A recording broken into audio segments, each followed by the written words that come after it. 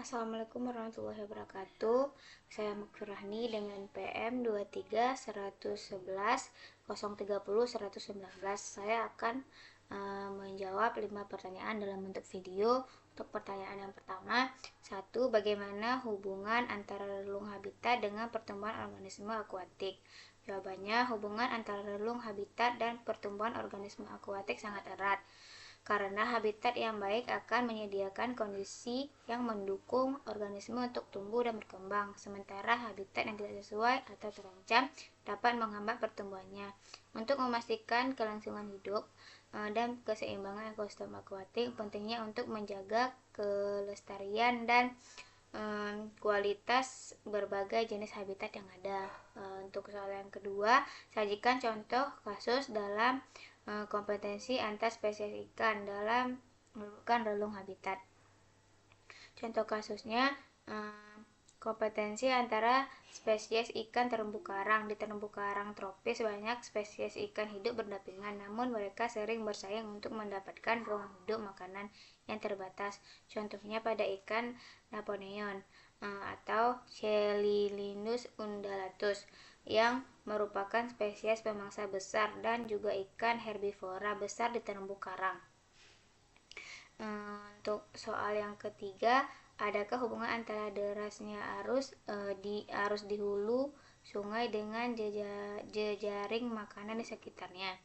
Jawabannya, derasnya arus di hulu sungai memiliki dampak besar terhadap jejaring makanan di sekitarnya, mempengaruhi distribusi dan ketersediaan makanan bagi berbagai spesies. Arus yang kuat dapat membatasi keanekaragaman spesies, mempengaruhi transportasi nutrien, dan menentukan struktur habitat, serta hubungan antara predator dan pemangsa. Oleh karena itu, arus sungai memainkan peran penting dalam menentukan berbagai energi dan materi mengalir dalam ekosistem sungai, serta berbagai organisme berinteraksi dalam jejaring makanan mereka. 4. Bagaimana strategi adaptasi hewan akuatik dalam menghadapi perubahan salinitas di daerah? Hewan akuatik mengembangkan berbagai strategi adaptasi untuk menghadapi perubahan salinitas yang mengakibatkan aspek osmoregulasi perilaku, morfologi, reproduksi, dan toleransi terhadap perubahan iklim. Adaptasi ini memungkinkan hewan untuk bertahan hidup dan berkembang biak di habitat dengan fluktuasi salinitas yang tinggi seperti daerah estuari, pertemuan air tawar dan laut, atau lingkungan dengan salinitas yang sangat rendah atau tinggi. Kemampuan mereka untuk beradaptasi secara fisiologis dan perilaku ini sangat penting untuk keberlangsungan hidup mereka di ekosistem yang dinamis. 5. Adakah perubahan tingkah laku kawin jika air menjadi lebih keruh?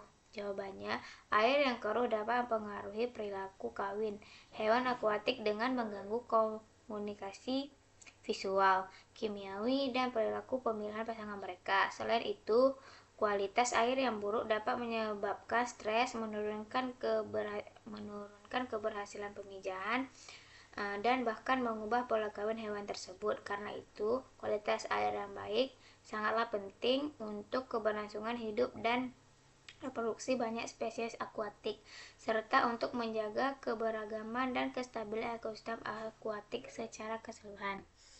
Sekian dari saya. Assalamualaikum warahmatullahi wabarakatuh.